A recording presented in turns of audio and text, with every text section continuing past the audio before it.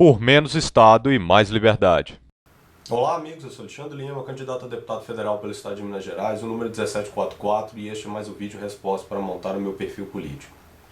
Voto proporcional, como funciona isso? Por que quando um candidato tem muitos votos acaba puxando outros em sua legenda?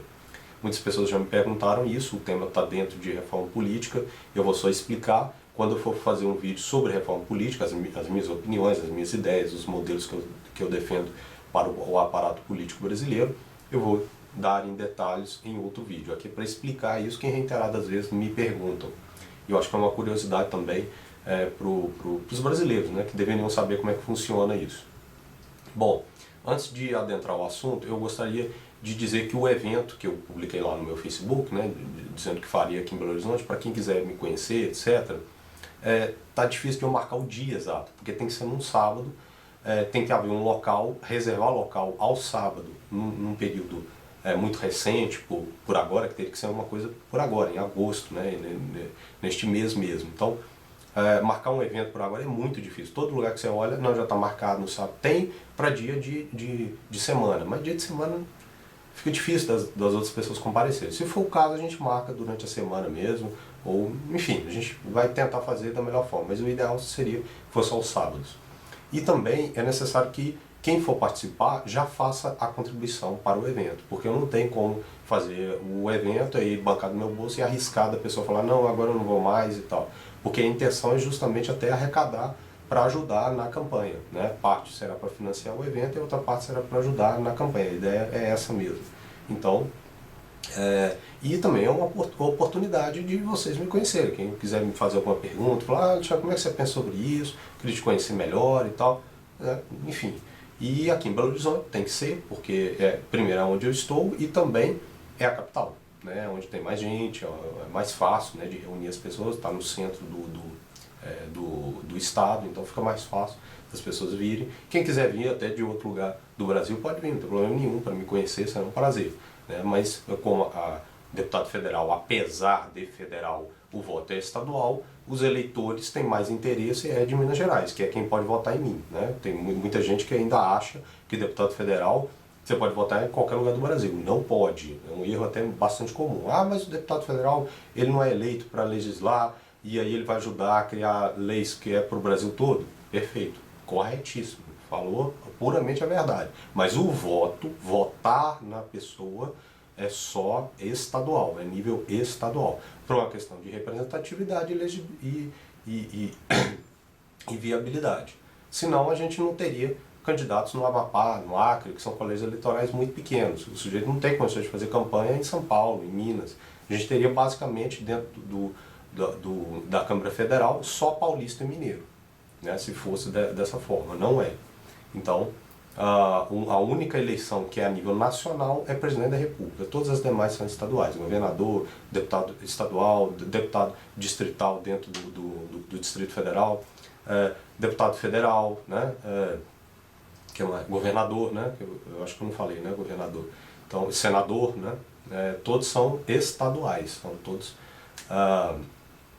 de abrangência estadual. Bom, então, sobre o assunto, eleições, desculpa, eu estou um pouco ruim, gente, estou um pouco gripado aqui, estou tendo uma onda de gripe aqui em Belo Horizonte. Então, o voto proporcional, como é que ele funciona? No Brasil, você vota primeiro no partido e depois na lista dele, na ordem da lista dele. É uma lista aberta. Então, é assim que funciona. O que isso quer dizer? Vamos supor que no Brasil tenha 110 milhões de eleitores, né? Pessoas que vão lá votar. 110 milhões de eleitores. E a Casa Legislativa em questão, que seria a Câmara Federal, tem 500 vagas. São 513, mas eu estou colocando 500 porque facilita o cálculo aqui.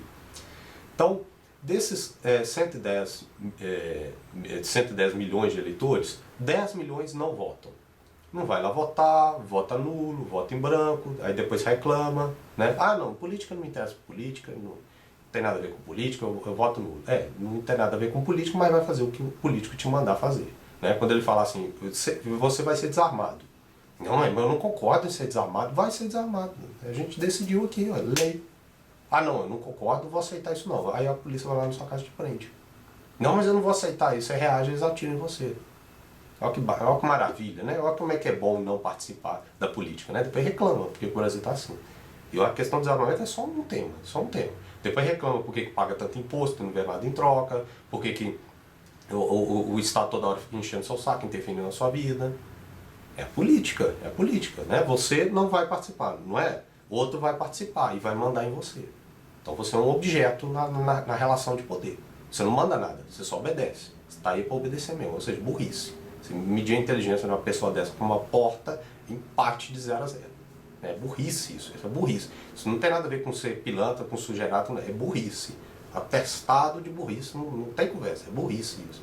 Então, esses 10 milhões de jumentos não votam, não faz diferença para eles e tal, eles saem fora da jogada. Os votos dele não serão contabilizados. O cara vota nulo, vota em branco, simplesmente vai apagar. São pessoas irrelevantes, não faz diferença nenhuma.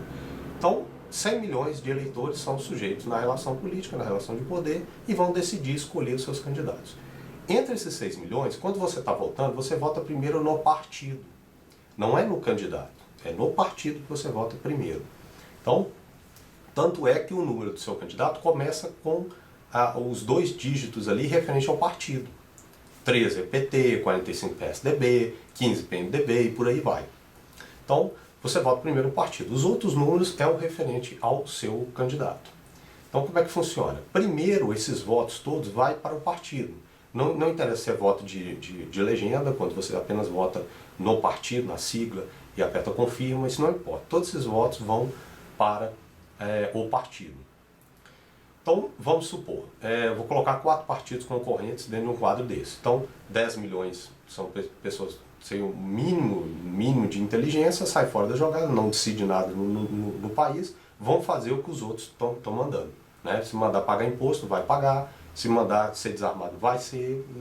Não tem voz ativa. São pessoas que é só para excluir mesmo. Então, excluiu essas pessoas, vamos nos preocupar com quem realmente decide os rumos do nosso país. Esses 100 milhões que votaram. Então, vamos supor que o partido, entre 4 partidos concorrentes, o primeiro partido teve 40 milhões de votos. 40 milhões em 100 milhões representa 40%. O segundo teve 30 milhões de votos, né? Vai representar 30%. O terceiro, 20 milhões, representa 20%. E o quarto, 10 milhões, representa 10%. Então, 30, 20, 40, 60, vai dar 100 milhões totais. Né? Então, 40, 30, 20 e 10% que eles ficaram. O partido que teve 40% dos votos, ou seja, 40 milhões de votos, então, eu votei num candidato que é desse partido. Aquele seu voto vai ir para esse bolo aqui. Tá? Depois a gente vê, primeiro você vota no partido, depois a gente vai ver a ordem da lista para saber quais os candidatos vão ser eleitos ou não. Primeiro a gente está falando dos partidos. Então esse partido teve 40 milhões de votos, o segundo 30 milhões, o outro 20 e o outro 10.